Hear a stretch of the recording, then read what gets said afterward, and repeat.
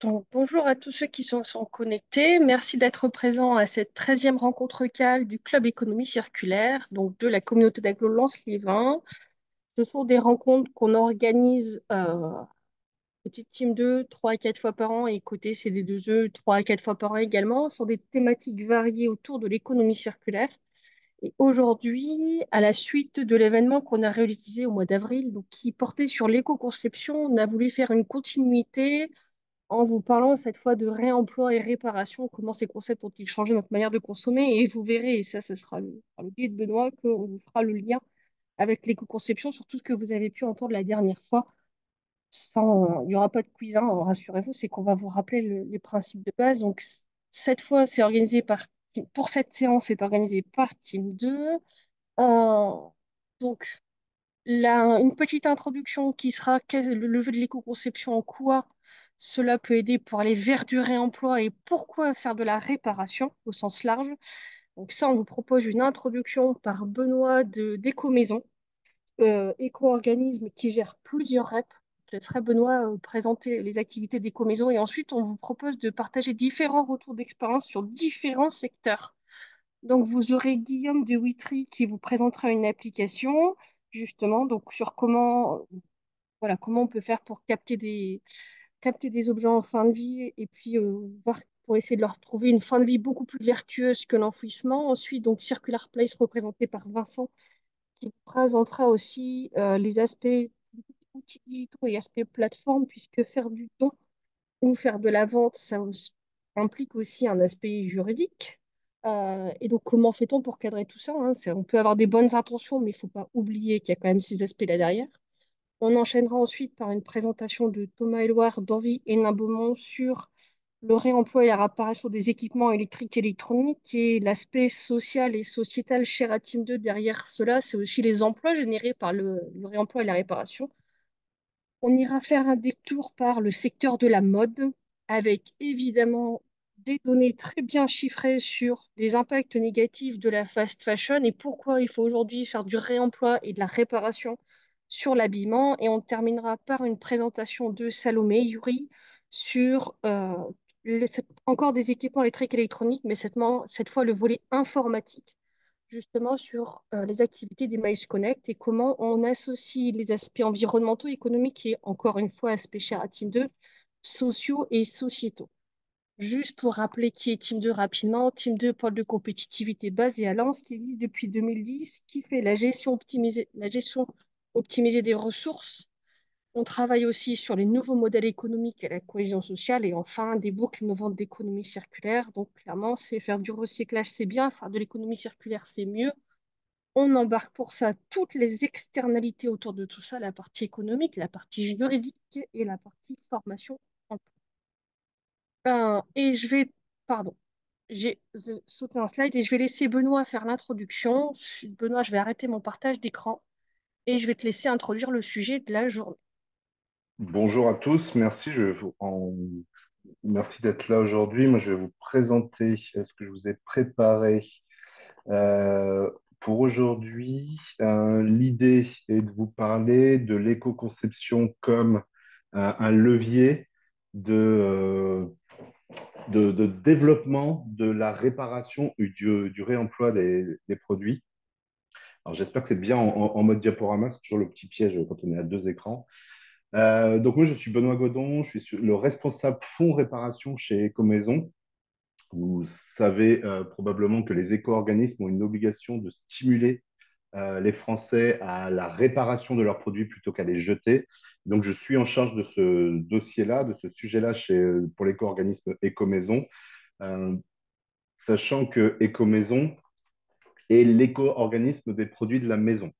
C'est-à-dire que nous avons été créés initialement sur le meuble, et vous nous connaissiez peut-être sous le nom de Écomobilier. Nous avons été créés il y a plus de 10 ans comme éco-organisme, puisque les fabricants français et distributeurs en France de mobilier avaient une nouvelle obligation qu'on appelle REP, responsabilité élargie des producteurs. Donc une nouvelle obligation qui était de prendre en charge la fin de vie de l'ensemble des produits qu'ils avaient un jour vendus et qu'ils vendraient demain.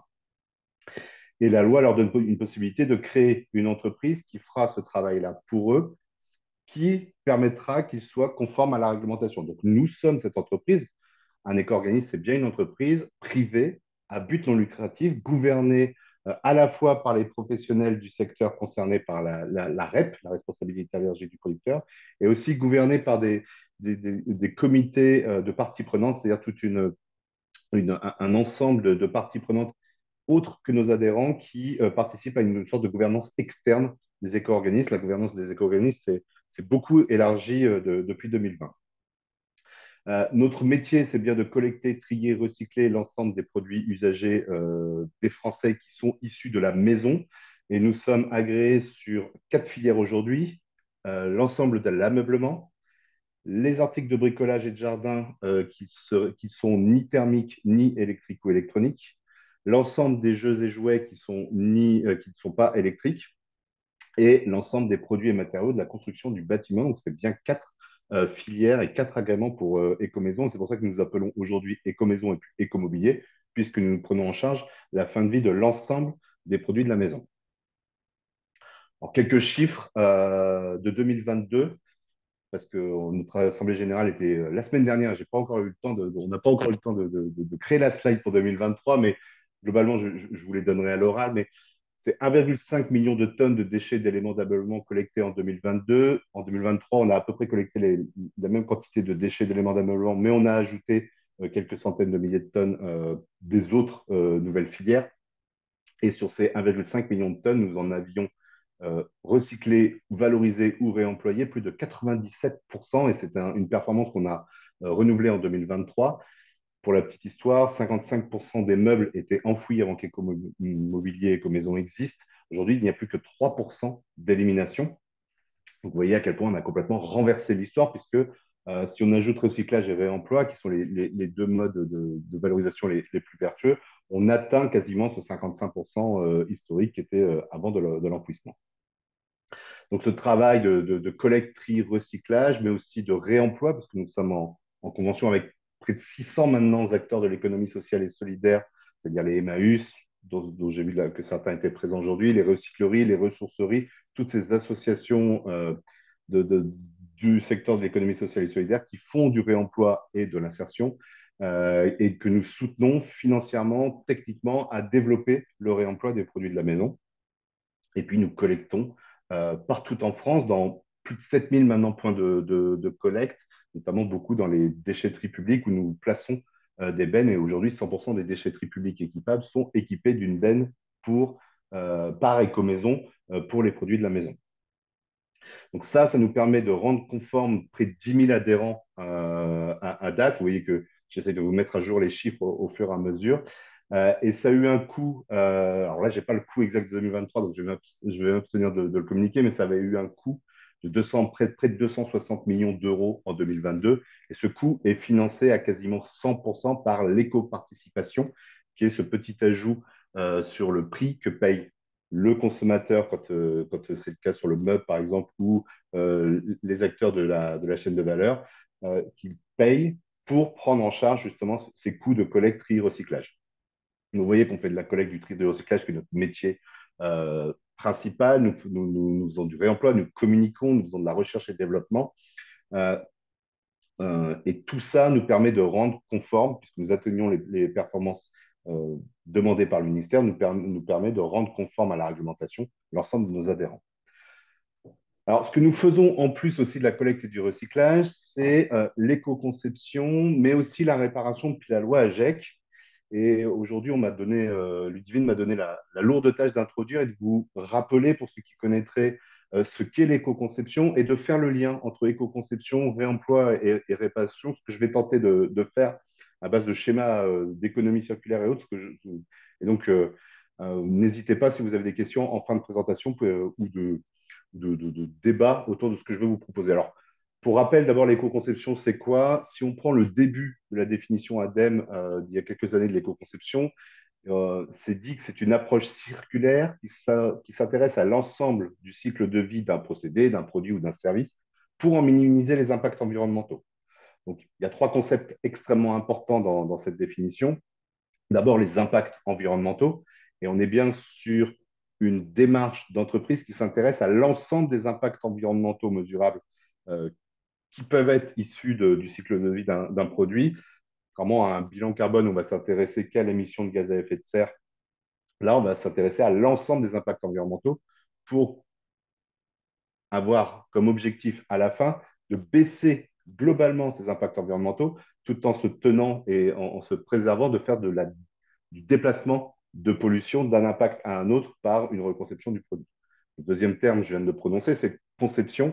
C'est bien l'éco-conception, c'est bien agir au moment de la conception du produit.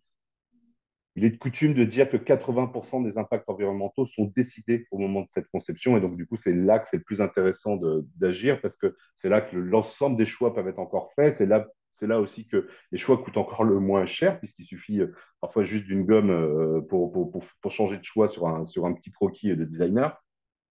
En tout cas, c'est là qu'on a le maximum de possibilités de choix encore pour justement avoir pour objectif de minimiser les impacts environnementaux.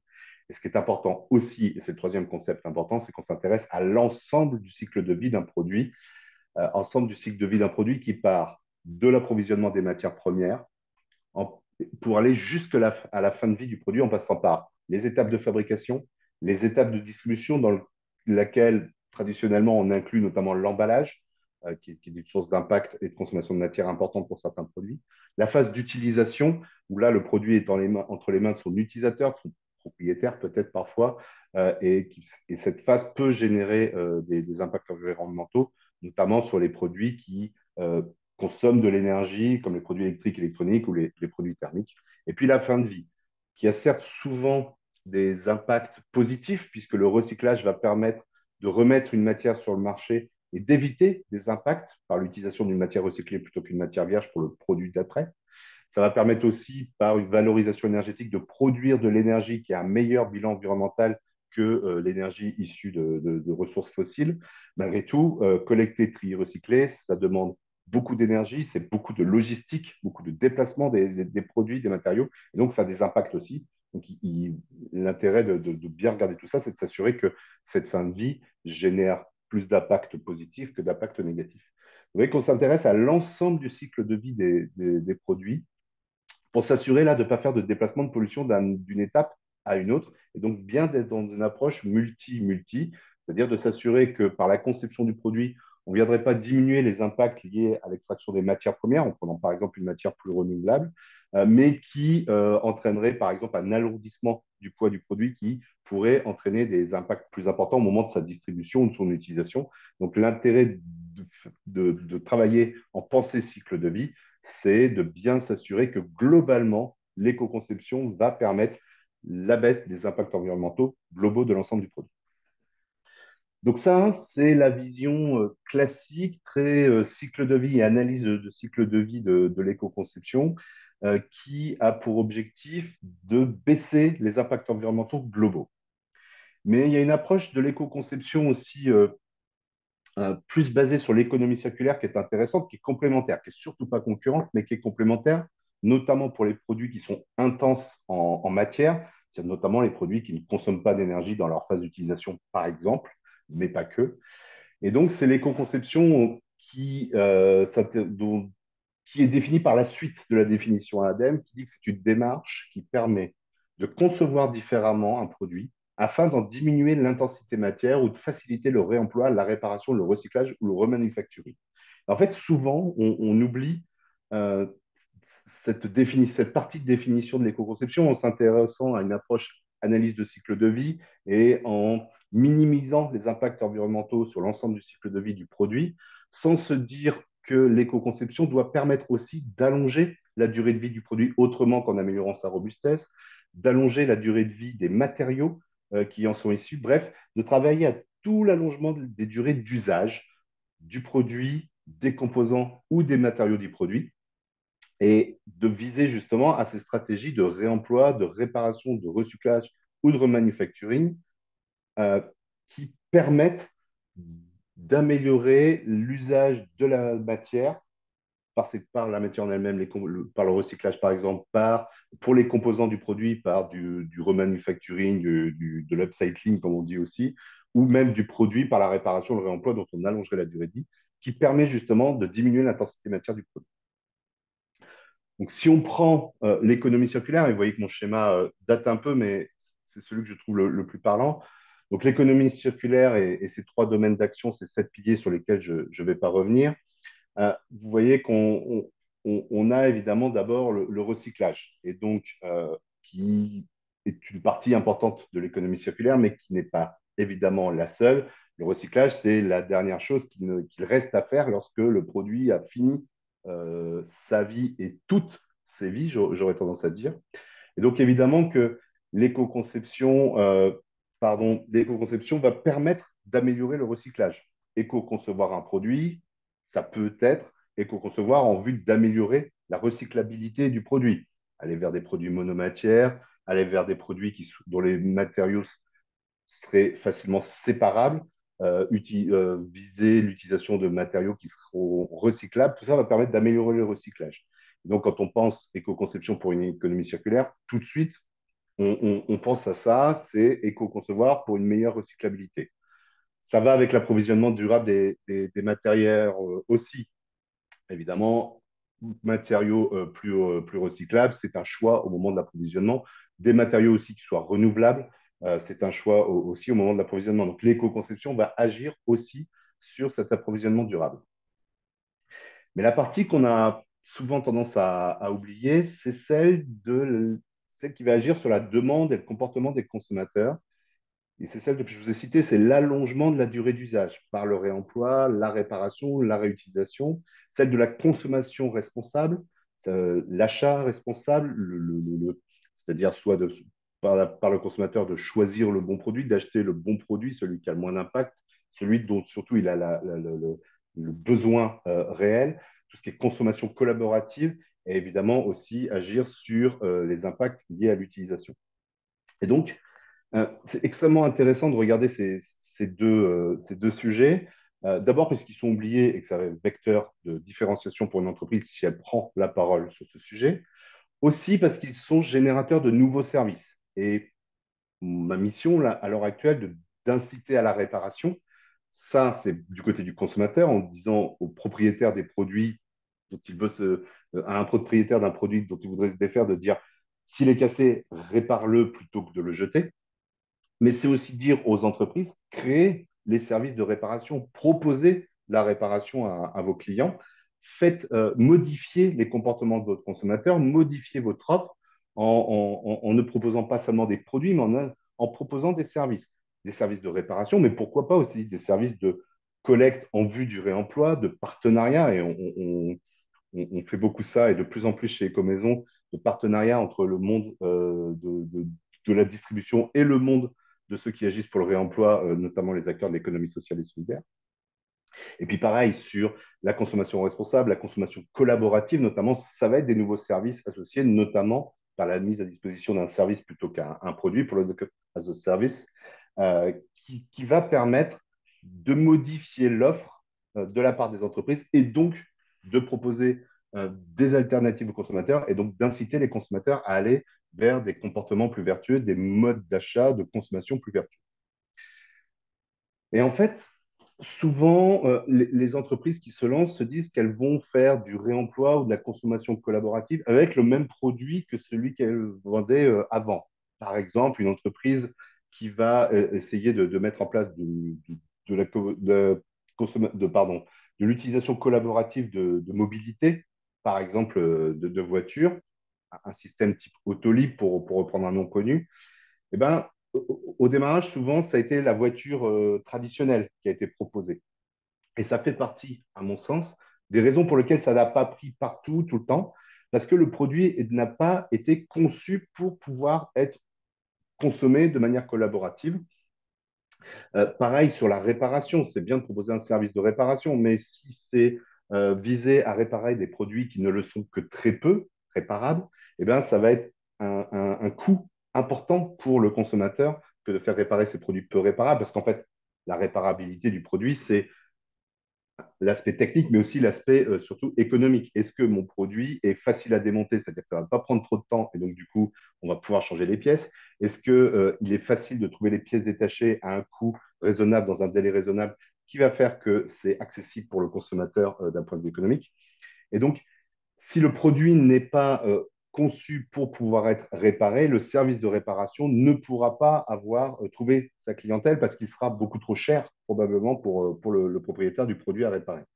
Donc, la réussite de ces nouvelles propositions, la réussite de ces nouvelles offres de services et de ces nouveaux modes de consommation passe inévitablement par l'éco-conception des produits. Et donc, c'est là que j'essaye de faire le lien. Certes, éco-concevoir pour minimiser l'impact environnemental des produits par un travail d'ingénierie sur le produit, mais aussi éco-concevoir pour la recyclabilité, certes, mais aussi et surtout pour que les services associés au réemploi, à la consommation collaborative, à la réutilisation, à la réparation aient une chance d'être concurrentiels par rapport à l'achat-rejet du produit de manière rapide, courte, comme il est d'habitude de le faire beaucoup aujourd'hui encore. Donc il existe bien cette éco-conception pour une économie circulaire, pour l'allongement de la durée d'usage, qui est extrêmement important de développer, en plus de l'éco-conception qui passe par l'analyse du cycle de vie. Alors, vous connaissez l'éco-conception, comme je disais, qui vise à l'amélioration du produit. C'est le niveau 1 de l'éco-conception où on va optimiser le produit, notamment basé sur l'analyse de cycle de vie et donc impact par impact, étape du cycle de vie par étape du cycle de vie. Et surtout, à visée globale, on va réduire euh, les impacts du produit sur l'environnement. Et donc, sur l'exemple d'un vélo, on va aller chercher des matériaux durables, on va faire de l'allègement, on va essayer de réduire la quantité de matière, on va utiliser, par exemple, dans cet exemple-là, un cadre en bois qui va avoir moins d'impact euh, environnementaux globalement que le cadre métallique habituel. Mais finalement, c'est le même produit, il n'a été que optimisé. Le niveau 2 qui vise à la reconception du produit, et bien là déjà, on va, sur cet exemple qui n'est pas sur le marché, donc, dont on pourrait du coup contester la pertinence puisqu'il n'a pas trouvé sa place sur le marché, mais vous voyez là qu'on a reconçu le produit en vue déjà de le rendre peut-être mieux livrable, donc d'avoir un impact à la distribution qui soit moindre. Aussi probablement mieux démontable, donc aussi réparable, plus facile de changer un composant. Et puis, vous voyez déjà que là, il porte en lui cette proposition, et donc du coup, d'un point de vue offre consommateur, et d'un point de vue implication du consommateur et valeur portée, il peut intéresser beaucoup plus le consommateur. En tout cas, il porte l'offre par son design et de manière très visible. Mais là, on est toujours sur le même produit qui est un vélo à force motrice, à force humaine, certes un peu plus démontable, certes un peu optimisé, certes livrable à plat, mais ça reste un vélo à force motrice. Le niveau 3, on va commencer à innover dans les fonctions. Et là, déjà, on va peut-être plus regarder seulement le produit pour ce qu'il est, mais on va commencer à regarder le produit pour le service qu'il rend et pour le service qu'il pourrait le rendre en remplacement d'autres services, d'autres produits. Et là, on va s'intéresser au vélo électrique, par exemple. Le vélo électrique, il est beaucoup plus impactant que le vélo à force motrice, à force humaine, je dirais.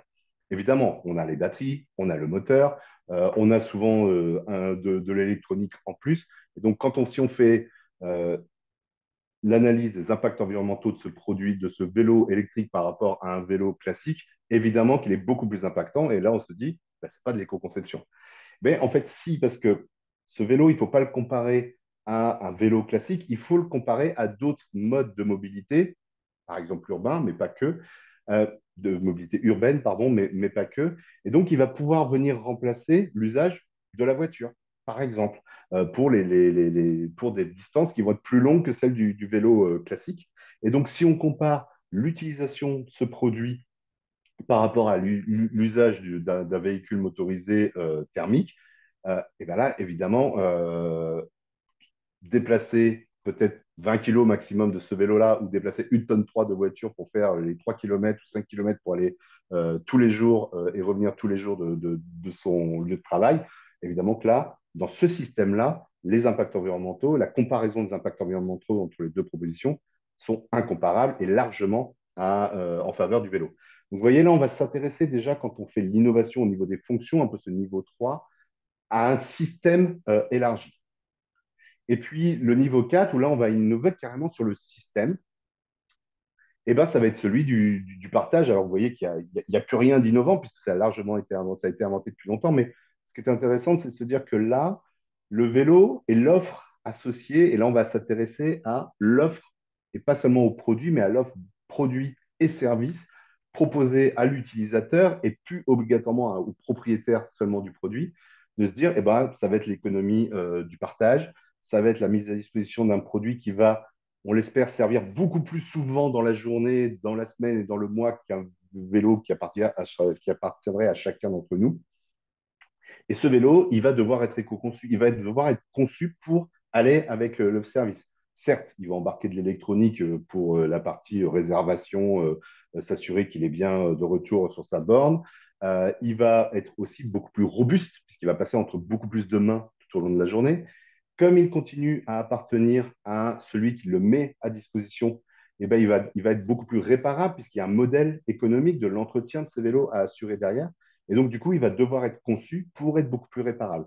Et in fine, il est certes plus robuste, plus réparable, probablement, une fois de plus impactant en tant que vélo que le vélo classique, mais le système, la consommation, la mobilité induite par ce vélo est beaucoup moins impactante qu'une mobilité équivalente avec un autre mode de déplacement.